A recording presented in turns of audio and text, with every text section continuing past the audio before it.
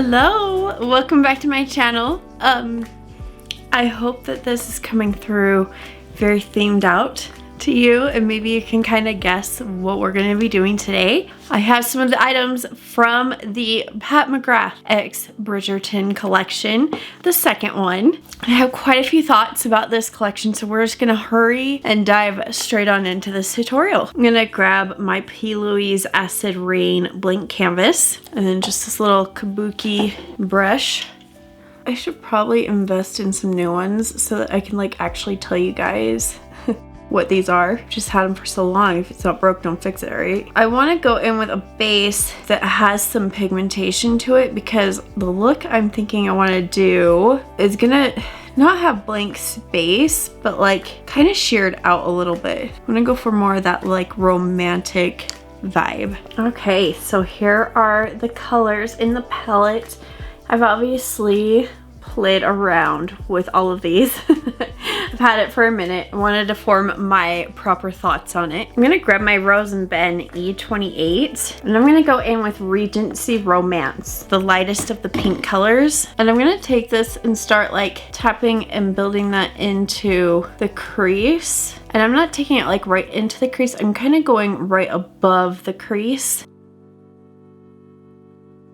And I'm gonna kind of pull it out this way, because the look I want to create is kind of fox eye like, very elongated.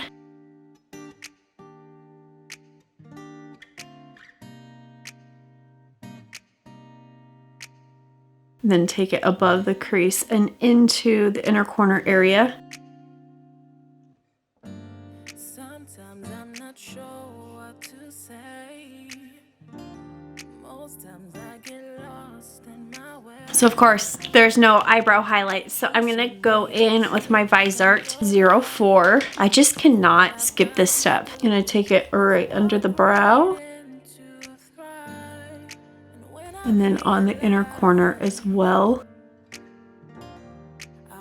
Okay, I'm gonna go in with a little more of a detailed brush. I'm gonna take my Rephr 23 brush. So I want to create kind of like a wing shape. I'm gonna grab the dark matte color. This is called, let's see, I think this is Forbidden Amour. And I'm gonna start kind of sketching my wing to meet up with the lighter pink.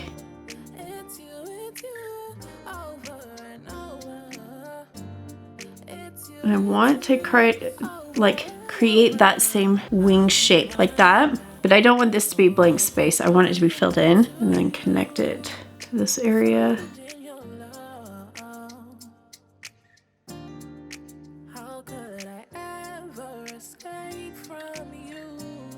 You have captured my heart and wrapped me in your arms and set me free by your word. I know that I couldn't ever run, even though the storms may come. I think the hardest part is just like of a look like this is just lining up both sides so that they're even. It's like the first side's always easy, you just lay it down, but then you get to the second side and you're like, ah. So like maybe what you should do is start with your not so strong eye first, which tends to be my left eye. I'm right-handed. Maybe you should do that and then try to match it on your strong eye, which is my right eye. Yeah, I did okay. Not my best, but I did okay. I'm gonna go in with the Rose and Ben E27 with the lighter pink shade, Regency Romance. And I'm gonna ever so slightly just start tapping it right on top of the darker matte, because I want it to have that transition into a blown out shade. And as you can see, just a couple of taps of that right there really made a difference. I'm gonna grab my E17 and I'm gonna go back in with the dark matte, and I just want to kind of soften this line right here. You can't really do that with the detailed brush. So there are parts with this wing that I don't love, that I wasn't able to match up perfectly with this wing. That's okay, because when I go in and I clean it up before I do my foundation, I will be able to fix that. I'm gonna grab this JH44 brush, and I'm going to go in with Refinement. I'm gonna take that kind of on the inner corner area. And then I'm gonna grab Diamond's Desire. same brush, and I'm gonna start taking that like right into the middle. It is very pretty. You know what I forgot to do? I'm gonna grab the Pat McGrath IntensifEYES Artistry wand. She loves to play with like names like that. I'm gonna take that right on top. Kind of undid all of the shimmer I just put down. But I'm gonna take that with my finger and press it on. Yes. Come through sparkle. And I kind of got a little up here, and that is okay with me. I kind of want it to be that kind of smoked out, not smoked out, that blown out kind of shimmery look. That's also why I wanted to go in with a primer that had some pigmentation so that it would like give a nice clean base, blank canvas to all this shimmery blown out look that I wanted to do. I'm gonna grab my Kajal liquid liner and just give myself a nice wing here.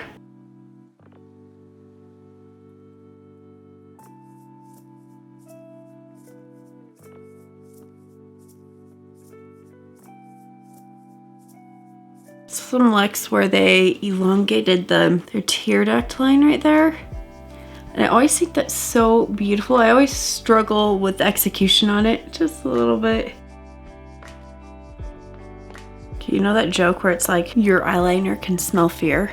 I'm definitely having that day with this eye. But in my defense, I think my liner is starting to get a little dry. It's probably time for a new one. I want to smoke out this black wing just a little bit, so I'm just gonna grab a matte black eyeshadow. This is just plain matte black, and I'm going to take that and just run it right along top of that liner. And it just kind of transforms like not only the whole look of it, right, the finish, but like it diffuses the end, or like the top part of the liner line. I don't know how to say that, or like how to describe it, but it takes it and it like diffuses it, so you have a nice and pretty blend.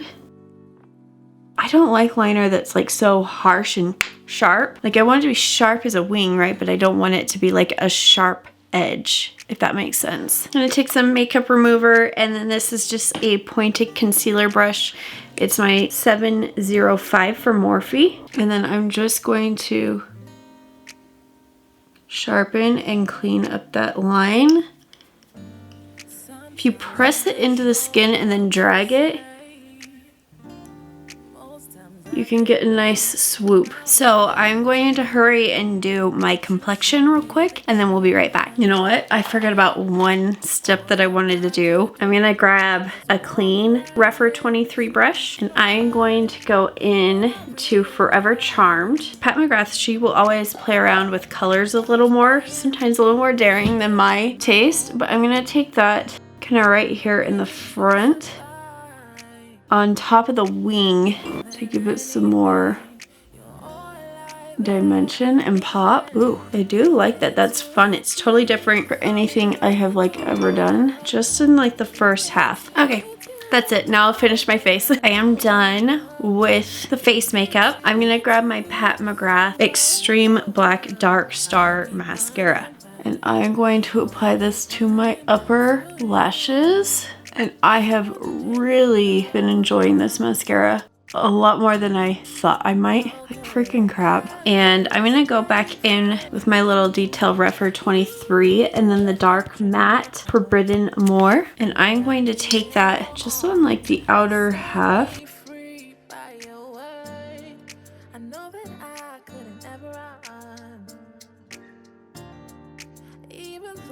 And then on a Rephr 03, I'm gonna take just a touch of Regency Romance and run underneath that. Now I'm gonna apply my false lashes. These are by Beauty Creations. They're called Confidential. And I wanted the lashes to get a little tacky because I wanna kinda do that hack where they kinda flip up the edge of the lash, so it's not sitting right on top of the lower, or right on top of the lashes. It's sitting like, here's your lower lash line, and it kind of angles up like this, so that continues to elongate that like fox eye type vibe. It almost creates like, here's lash line, here's the lash, like a little triangle type shape. I hope that makes sense. I like to push the edge, the outer corner of that lash, kind of push it up too, so that it dries it in like a rolled shape. Now I'm gonna grab my MAC Extend to Play Giga Black. I wanna give like a very doll eye type effect. So I'm gonna focus the lower mascara on the outer half of my lash line. And I get a little bit of mascara on my lower lash line, which I do not hate. As soon as it's dry, I'm gonna take my 23 and I'll run across it, but I'm not touching that until this is like 100% dry. Now, the blush palette. I'm gonna be real with you. Some of the prettiest blush formula I've ever used in my life. Absolutely gorgeous. Okay, I'm gonna take my Rose & Ben C41. That one, the most amazing blush brush in my opinion. I'm gonna take a mixture of the light pink and this orange color, and this is like a baked formula and it's so beautiful. I'm just gonna press it in to my cheeks here and blend it in an upward motion, kind of up to my temple almost, to give that elongated, continue with that elongated look. I'm like, I have to stop myself, like, okay, you've got enough, you're done. I'm gonna take some setting spray that you'll hear more about coming up in another video coming soon. But I'm obsessed. If you know anything about makeup, just seeing that probably gave it away. Next, I'm gonna grab my Pat McGrath highlight brush, and we're gonna go on with the highlight shade. These have names? They do. Highlight shade is Champagne Venus. And then I used for blush Aphrodisia and Budding Romance. Okay. And I'm just gonna take this and push it into my highlight area. This is such a beautiful highlight because it's not like in your face crazy highlight, but it's so pretty. I'm just gonna take some on, this is a Morphe M515. You can see it's itty bitty. And taking it down the center of the nose. And then on the tip, a little in this Cupid's bow area. Gonna take another clean Rougher 23 brush, and I'm gonna grab Darling Dandy. What a name. What a name, ladies and gentlemen. And I'm gonna take some just on this inner corner area. I do like how the blue tone kind of makes it pop a little more. I took it just in like a little bit of a C shape right there. Now for lips, I did get one lip color, and I'm going to, this is my Lawless Definer Liner in the color Burnished Rose. Or no, just Burnished, sorry. Line my lips, of course.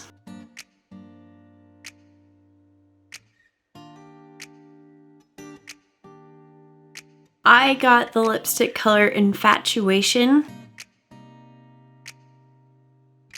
and it is such a beautiful color.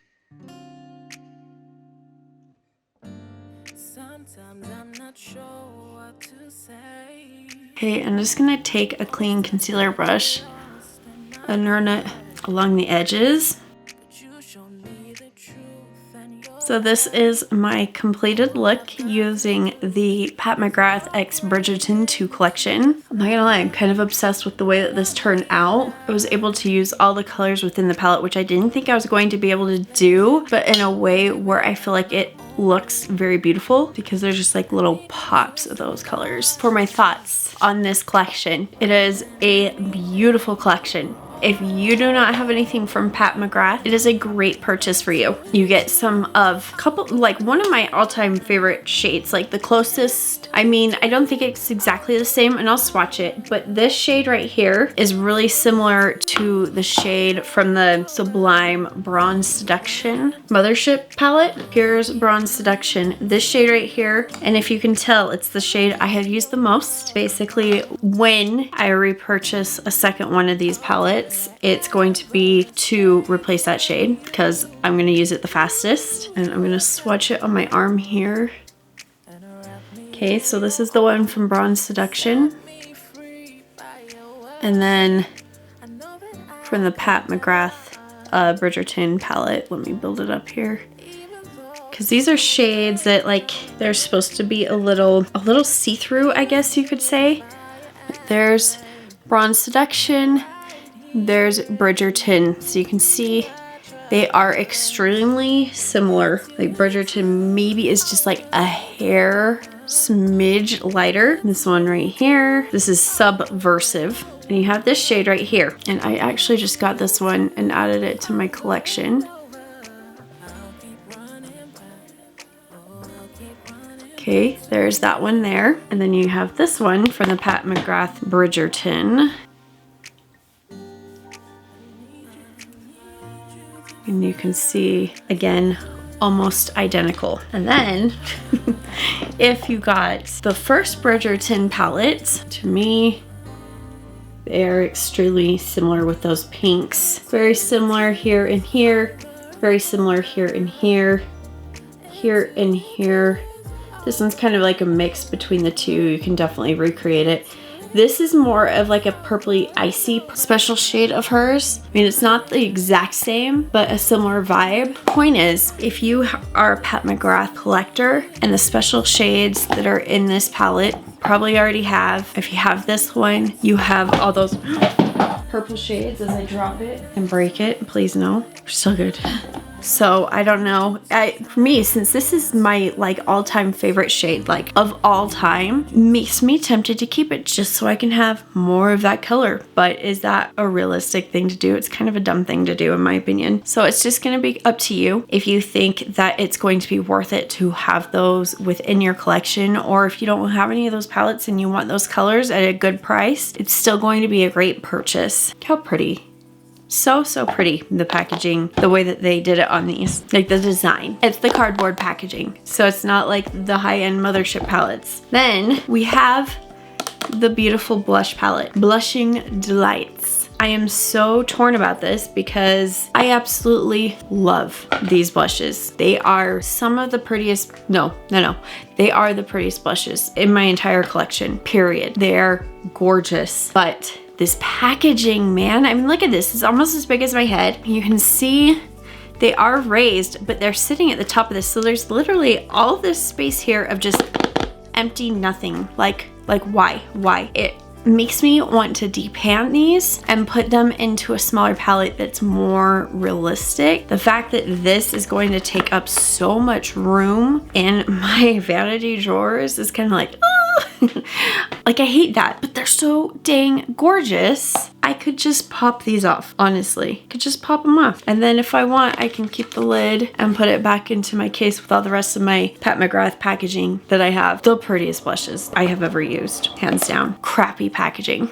I still love everything Pat McGrath. I did have a not so great experience with their customer service recently where they had that sale that happened, I believe it was happened in March, beginning of March. And they had a sale and then there was this code that leaked that ended up getting you like 40% off of Mothership palettes. Amazing, right? Placed my order and then they took the money straight out of my account, held on to my money for over a month, and then out of nowhere just said order has been canceled. And you write back and you respond, you're like, what's going on? If you got a response, it was, sorry, there was a glitch. So you held on to my money for a month before deciding that this was a glitch that you didn't want to. I mean, I understand like the concept, the money, 40% off, that was huge, right? But then you just held on to everybody's money for a month and then canceled all the orders, and some like still got their orders. So it was like, okay, you either go ahead and keep them all, let everybody just get their orders and suck it up, or you cancel them all. And it didn't take you a month to find that out because that code went viral. So I have my gripes. I'm a little hesitant to purchase from Pat McGrath and her website now in the future